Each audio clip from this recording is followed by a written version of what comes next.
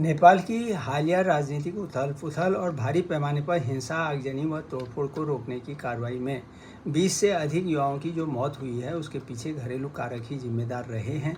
बाहरी शक्तियों के हस्तक्षेप का अभी तक कोई ठोस प्रमाण नहीं मिला है। नेपाल में युवा ब्रिगेड जेएनजेड के असंतोष ने केपी ओली सरकार की नींव हिला दी और उन्हें त्यागपत्र देना पड़ा।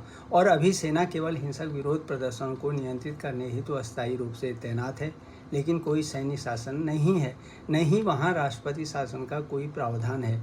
जेएनजेड से तात्पर्य है 1995 से 2012 के बीच जन्मे लोगों से। ये युवा स्कूल, कॉलेज और शुरुआती करियर की अवस्था में हैं और नेपाल में सामाजिक, राजनीतिक और डिजिटल गतिविधियों में सक्रिय भूमिका निभा रहे हैं। इस तख्तापलट के पीछे 26 सोशल मीडिया प्लेटफॉर्म पर नेपाल सरकार का प्रतिबंध केवल एक बहाना बना, जो हालांकि भारी विरोध और असंतोष के बीच जो है तुरंत वापस ले लिया गया। लेकिन असली वजह नेपाल में महीनों से पनप रही बेरोजगारी, अवसरों की कमी, भ्रष्टाचार, राजनीतिक परिवारवाद और राजनीतिक उदासीनता थी। निपो किड ट्रेंड ने नेताओं की विलासिता और जनता की समस्याओं के बीच गहरी खाई को उजागर किया, जिससे असंतोष और बढ़ा। सुरक्षा बलों की कठोर कार्रवाई ने आग में घी का काम किया। अभी नेपाल में युवाओं की बेरोजगारी दर अगर हम देखें 19.2% है और 82% आबादी जो है संगठित रोजगार में है।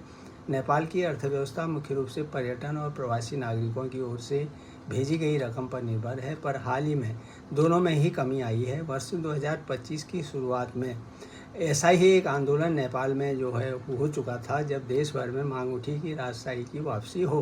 नेपाल में राजनीतिक अस्थिरता की हालत देखिए कि 2008 में राजतंत्र के समाप्त होने के बाद से 17 वर्षों में यहाँ 14 सरकारें बनी और इनमें से किसी ने भी अपना पूर्ण 5 वर्षीय कार्यकाल पूरा नहीं कर पाई। नेपाल का यह घटनाक्रम जो है भारत के लिए विशेष चिंता का विषय है, क्योंकि नेपाल भारत और चीन के बीच बफर के रूप में भू राजनीतिक दृष्टि से महत्वपूर्ण है। भारत और चीन ने जब अगस्त 2025 में लिपुलेख, सिवकिला और नाथुला सीमा से व्यापार फिर से शुरू करने पर सहमति व्यक्त की, तो ओली सरकार ने कड़ा विरोध जताया था। तब भारत ने अपनी स्थिति स्पष्ट कर दी थी और चीन ने भी इस पर नेपाल का पक्ष नहीं लिया। इसलिए नेपाल के मौजूदा घटनाक्रम पर भारत को इस समय प्रतीक्षा और निगरानी एवं सतत संवाद, मित्रवत पड़ोसी की नीति अपनानी होगी, क्योंकि किसी भी प्रकार का हस्तक्षेप नेपाली समाज में नकारात्मक रूप से लिया जाएगा। चीन भले ही सक्रिय रूप से नेपाल को साध रहा है, लेकिन भारत की छवि बड़े भाई जैसी नहीं होनी चाहिए। इस प्रकार भारत के सभी पड़ोसी देशों में जो अव्यवस्था इस समय है, वह भारत के लिए चिंता का विषय है।